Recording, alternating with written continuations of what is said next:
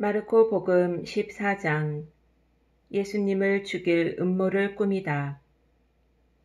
파스카와 무교절 이틀 전이었다. 수석 사제들과 율법 학자들은 어떻게 하면 속임수를 써서 예수님을 붙잡아 죽일까 궁리하고 있었다. 그러면서 백성이 소동을 일으킬지 모르니 축제 기간에는 안 된다 하고 말하였다. 어떤 여자가 예수님의 머리에 향유를 붓다. 예수님께서 베타니아에 있는 나병 환자 시몬의 집에 계실 때의 일이다. 마침 식탁에 앉아 계시는데 어떤 여자가 값비싼 순 나르드 향유가 든 옥합을 가지고 와서 그 옥합을 깨뜨려 그분 머리에 향유를 부었다. 몇 사람이 불쾌해하며 저희끼리 말하였다. 왜 저렇게 향유를 허투루 쓰는가? 저 향유를 300데나리온 이상에 팔아 그 돈을 가난한 이들에게 나누어 줄 수도 있을 터인데. 그러면서 그 여자를 나무랐다. 예수님께서 이르셨다. 이 여자를 가만두어라. 왜 괴롭히느냐? 이 여자는 나에게 좋은 일을 하였다. 사실 가난한 이들은 늘 너희 곁에 있으니 너희가 원하기만 하면 언제든지 그들에게 잘해줄 수 있다. 그러나 나는 늘 너희 곁에 있지는 않을 것이다. 이 여자는 자기가 할 수 있는 일을 하였다. 내 장례를 위하여 미리 내 몸에 향유를 바른 것이다. 내가 진실로 너희에게 말한다. 온 세상 어디든지 복음이 선포되는 곳마다 이 여자가 한 일도 전해져서 이 여자를 기억하게 될 것이다. 유다가 예수님을 배신하다. 12 제자 가운데 하나인 유다 이스카리옷이 예수님을 수석 사제들에게 팔아넘기려고 그들을 찾아갔다. 그들은 그의 말을 듣고 기뻐하며 그에게 돈을 주기로 약속하였다. 그래서 유다는 예수님을 넘길 적당한 기회를 노렸다. 최후의 만찬을 준비하다. 무교절 첫날 곧 파스카 양을 잡는 날에 제자들이 예수님께 스승님께서 잡수실 파스카 음식을 어디에 가서 차리면 좋겠습니까? 하고 물었다. 그러자 예수님께서 제자 2사람을 보내며 이르셨다. 도성 안으로 가거라. 그러면 물동이를 메고 가는 남자를 만날 터이니 그를 따라가거라.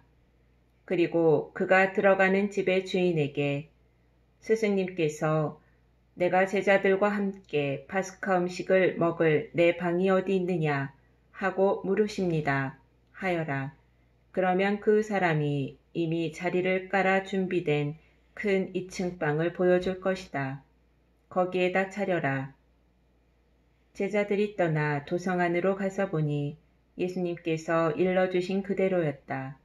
그리하여 그들은 파스카 음식을 차렸다. 제자가 배신할 것을 예고하시다. 저녁 때가 되자 예수님께서 제자들과 함께 그곳으로 가셨다.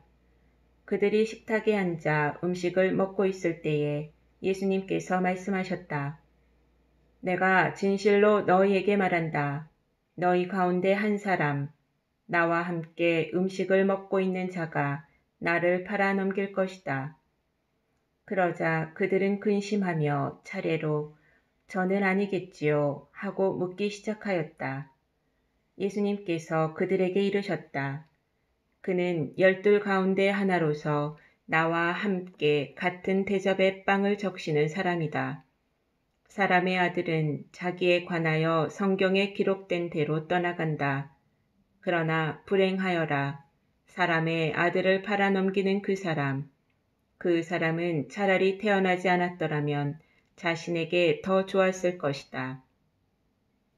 성찬례를 제정하시다.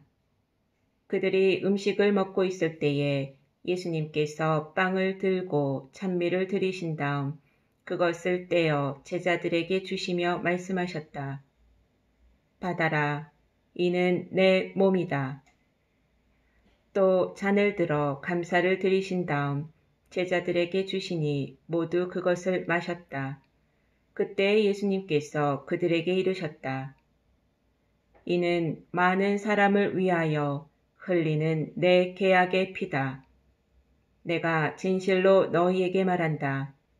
내가 하느님 나라에서 새 포도주를 마실 그날까지 포도나무 열매로 빚은 것을 결코 다시는 마시지 않겠다.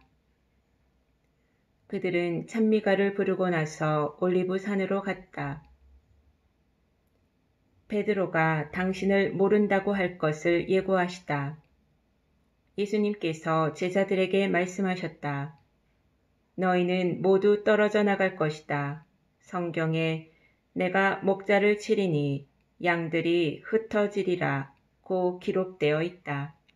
그러나 나는 되살아나서 너희보다 먼저 갈릴레아로 갈 것이다. 그러자 베드로가 예수님께 말하였다. 모두 떨어져 나갈지라도 저는 그러지 않을 것입니다. 예수님께서 그에게 말씀하셨다. 내가 진실로 너에게 말한다. 오늘 이 밤 닭이 2번 울기 전에 너는 3번이나 나를 모른다고 할 것이다. 그러자 베드로가 더욱 힘주어 장담하였다. 스승님과 함께 죽는 한이 있더라도 저는 결코 스승님을 모른다고 하지 않겠습니다. 다른 이들도 모두 그렇게 말하였다. 겟세마니에서 기도하시다.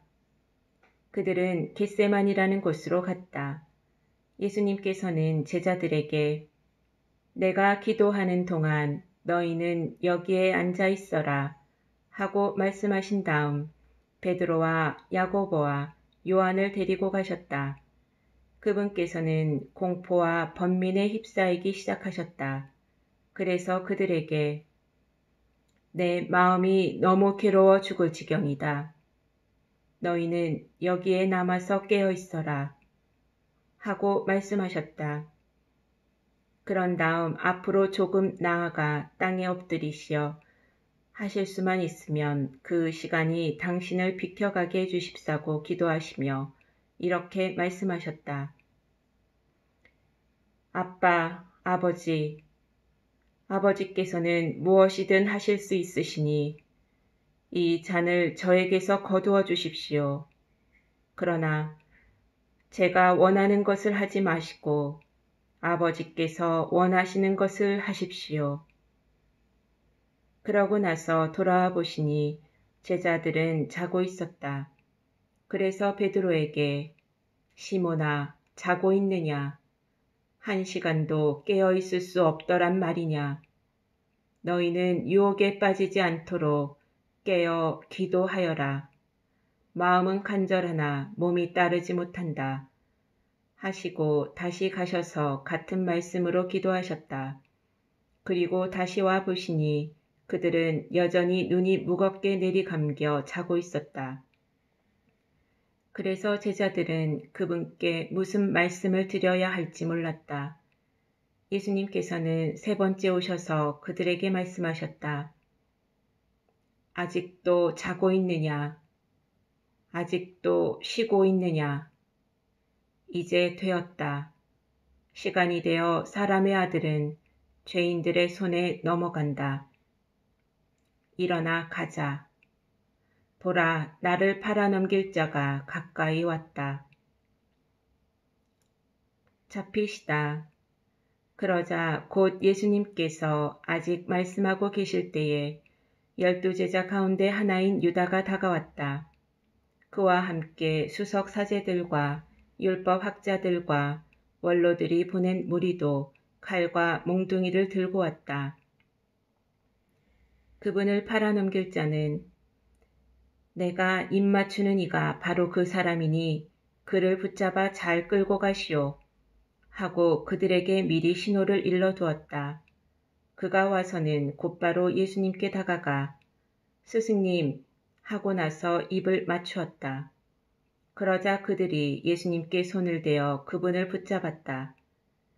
그때 곁에 서 있던 이들 가운데 한 사람이 칼을 빼어 대사제의 종을 내리쳐 그의 귀를 잘라버렸다. 예수님께서 나서시어 그들에게 말씀하셨다. 너희는 강도라도 잡을 듯이 칼과 몽둥이를 들고 나를 잡으러 나왔단 말이냐. 내가 날마다 너희와 함께 성전에 있으면서 가르쳤지만 너희는 나를 붙잡지 않았다. 성경 말씀이 이루어지려고 일이 된 것이다. 제자들은 모두 예수님을 버리고 달아났다. 알몸으로 달아난 젊은이. 어떤 젊은이가 알몸에 암호포만 두른 채 그분을 따라갔다. 사람들이 그를 붙잡자 그는 암호포를 버리고 알몸으로 달아났다.